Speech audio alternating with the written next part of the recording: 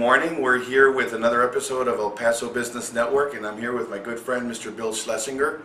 And we're going to talk this morning about some of his incredible work in our community, what he's done to help impact lives in this region, and this incredible team that he's assembled through his leadership and through his selflessness.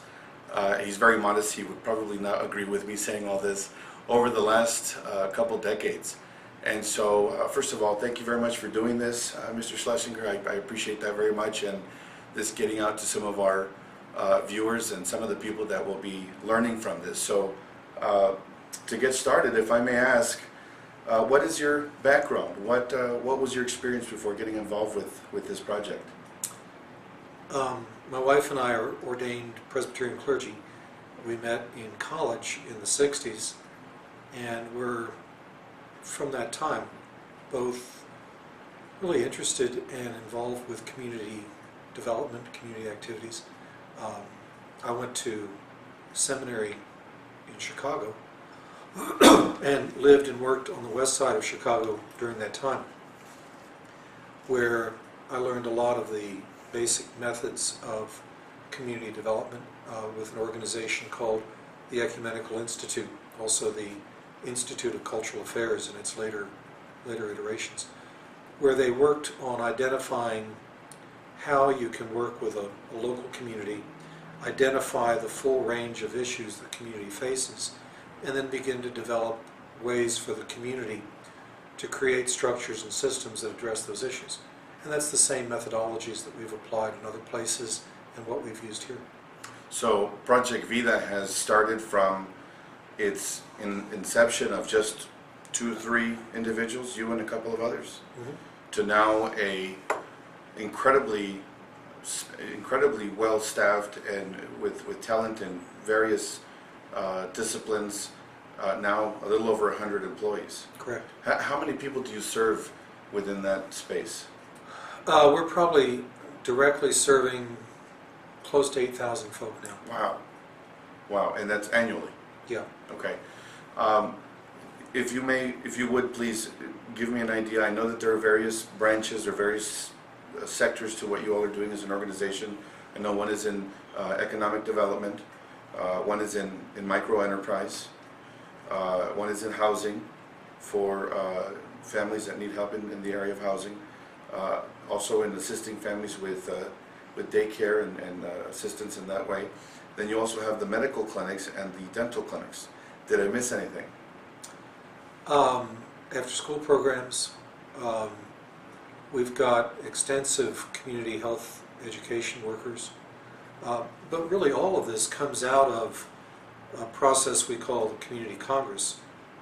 Initially it was surveys and key informant interviews, but there's an annual meeting in each of the communities that we serve where community residents and participants in our programs talk about where they would like to see the community 5 years from now.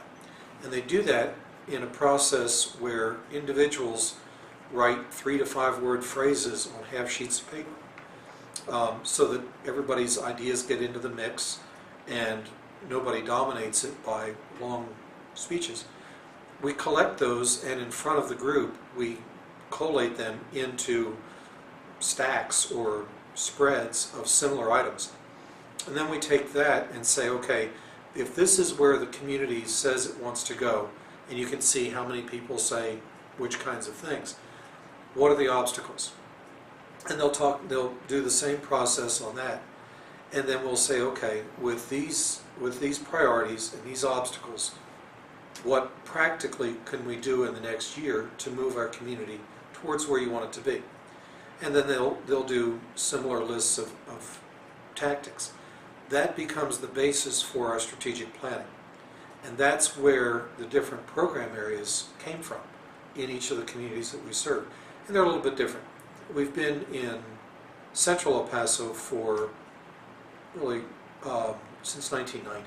So we've had a lot more time with the community to develop more comprehensive systems. Our newer communities are in Fort Hancock and Sierra Blanca and Del City, and we're really just getting started out there. We're beginning to look at some housing options in Fort Hancock alongside our healthcare and health education programs. But all the programs that we've done came from a community sense that this is a direction we want to move in. Right. So you basically, if I am understanding correctly, you've taken the concept of really the community taking accountability, responsibility, empowerment into their hands, and made resources available by what you all have put together, and really helping them achieve some of those goals. Resources, but also networking. A lot of the sense of frustration in local communities is they don't know how to access the resources of the wider society. Why do you think that is? I think folk tend to live with relatively small worlds. They know who they know where they live. 4 square blocks becomes the definition of the universe. And then they begin to imagine what other people are like beyond that. And in that imagination, it often attributes motives and a sense of fear and a sense of mistrust. So, for example, we're working with a guy who was trying to build a small business. And for several years, he had said, you know, I really don't want to pay taxes, so I'll take my stuff to this little tax preparer down the street, and I'll tell him, make it so I don't have to pay much taxes. Well, the way they did that was they showed him not making much money, and they gave him a financial report. So he had his financials. So then he wanted to grow his business a little bit, and he decided he would try a bank. So he went in and he talked to the banker, and he came back and talked to us and said, they're very unfriendly, they wouldn't give me a loan. And we said, what happened? And he said, well, I showed him my financials, and they said, we can't do this. And that was all they said. Well, the banker is looking at a document that says, I'm not making any money. The banker doesn't think, who am I talking to? How can I explain this? They just say, you don't meet our criteria, sorry. So part of getting people to learn how to access wider systems is getting them in dialogue with those systems and helping the systems talk with local folk. We work with Axion, Texas. They're a micro-lender. They've done a marvelous job at this kind of negotiation with the clients.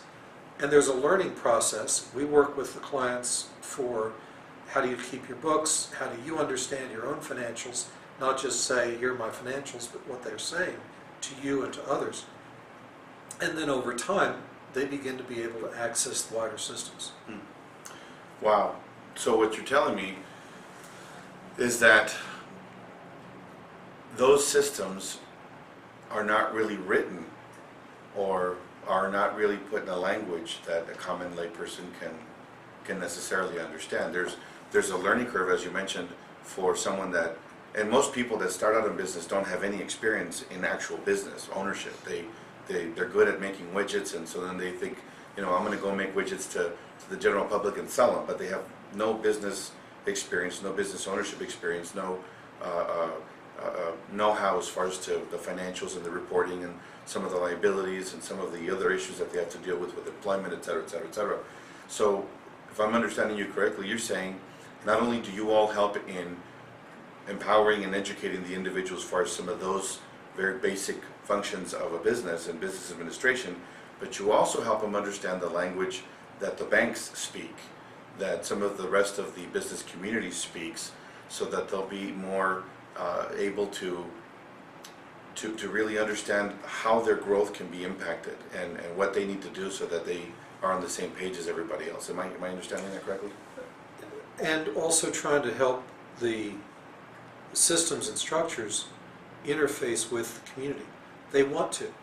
Often they don't know how to. Because what works in one culture does not translate directly into another. So in a business culture, you can put out an ad and say, we're going to have a seminar, it's going to cost you 20 bucks, come on in, and you'll get a good response. But when you do that with the auto parts store down the street, where their experience is, if they leave the store, they stop the business while they're gone because they're the only employee. Right. it doesn't translate. It doesn't fit. Right. So they don't participate. They don't participate. So you've got to figure out how to make a bridge between these incredibly well-resourced, although they don't think they are, well-resourced systems and communities that want to do things but don't have a way to get a handle on it. And when you build that bridge, then things become more possible. So you're a bridge maker. Yeah, a lot of our function is to connect a lot of other systems with this community and vice versa. Mm-hmm. So the community can envision its future in a wider world. Right. And not just in what it has available in 4 square blocks. I'm wondering, have you heard of Dr. Mahmoud Yunus, Nobel Peace Prize winner? Is he the Grameen Bank guy? Yes.